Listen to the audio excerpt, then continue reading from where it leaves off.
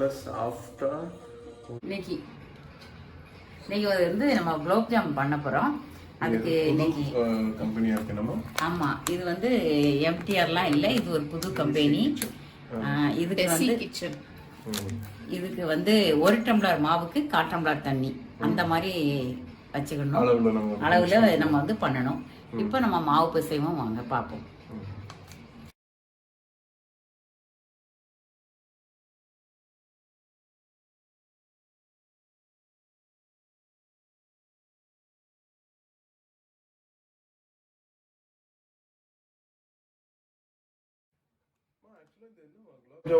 ஏன் இப்படி ஒரு மாதிரி கட்டியா இதா இருக்கு? இதுல என்ன பால்லாம் சேர்த்திருப்பாங்க? ஆமா, இது பால்கோவா, மைதா மாவு இதெல்லாம் இதுல கலந்துருக்கும். கோவா இருக்கிறதுனால தான் அப்படி சீனி போடாத கோவா. 1/4 டம்ளர் தண்ணி. 1/4 டம்ளர் தண்ணி.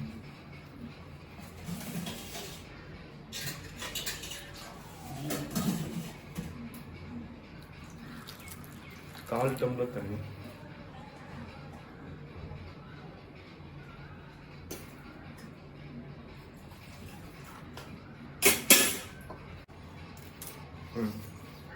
ஸ்டார்ட் பண்ணலாமா?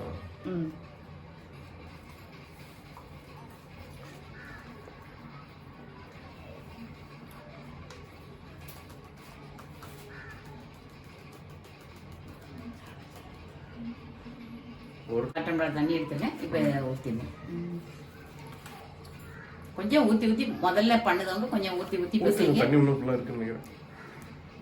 பிறகு உங்களுக்கு தண்ணி நிறைய கூடிடாம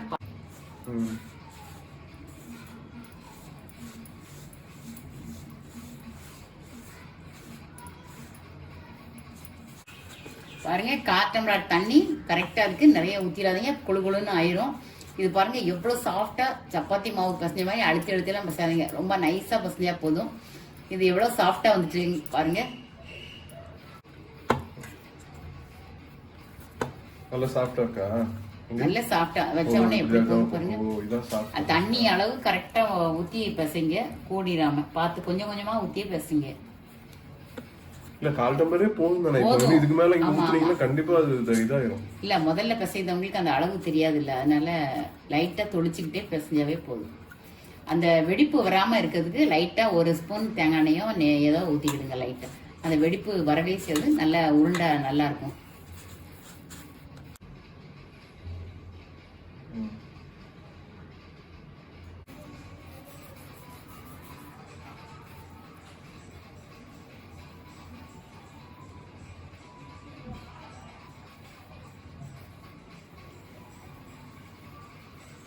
ஸோ இப்படி உருண்டையா பண்ணிக்கணும் இல்லையா?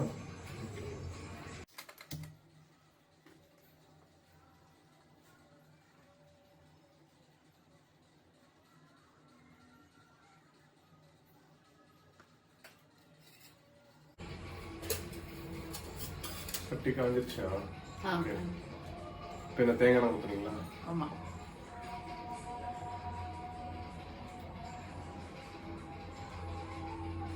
நல்லெண்ணையும் பிடிக்கலாமா இல்லாட்டி தேங்காய் எண்ணெயும் பிடிக்கணுமா?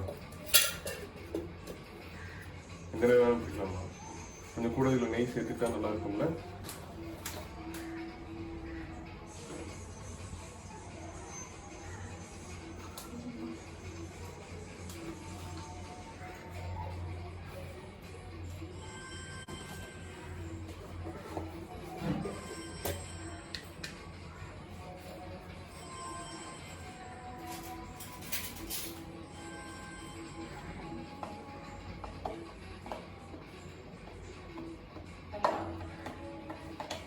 டேஸ்ட் காட்டணும்.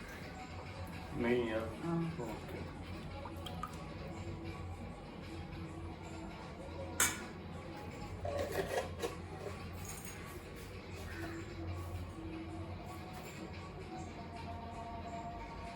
இப்போ இது காஞ்சோன்னா அப்படியே பிடிச்சி வச்சுருக்காங்க. சின்ன சின்ன பால்ஸா.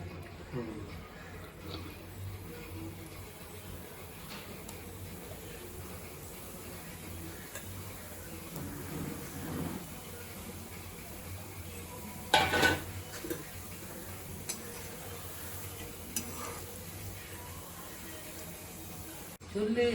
இப்போ ஜீனி பாகு காய்ச்சறதுக்காக அதை ரெடி பண்ணிட்டு இருக்கோமா இப்போ குலாப் ஜாமுனை வந்துட்டு ஊற வைக்க எப்படி பாகுன்னு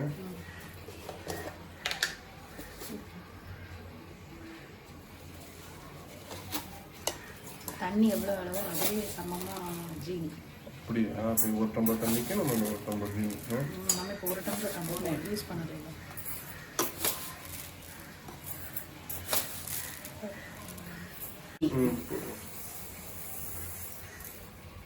கொஞ்சம் கலர் வேணா கலர் பொடி கலந்துக்கிடுங்க இந்த பாகுலேயே.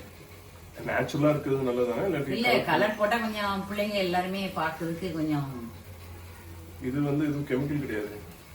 இல்ல நீங்க இதுக்கு பதில் இது சேர்த்துக்கலாம். நம்ம என்ன பூ? குங்குமப்பூ சேர்க்கலாம்.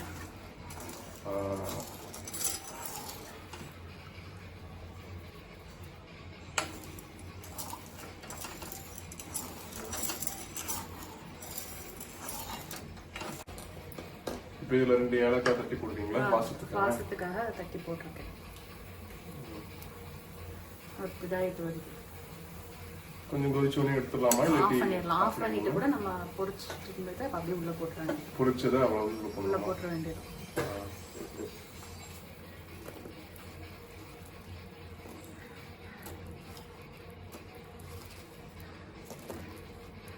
அப்புறம் மூடி வச்சிருங்க. கொஞ்சம் லைட்டாக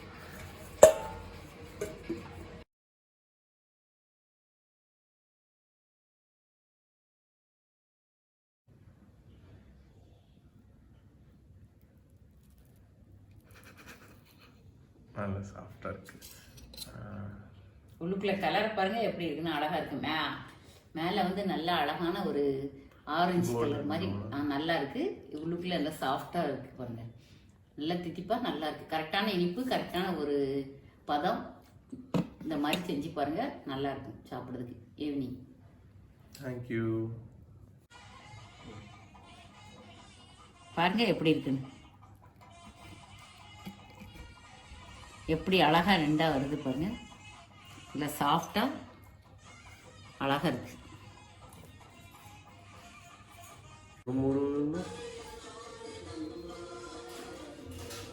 நல்லா பாகுல மூழ்கி வந்துச்சு.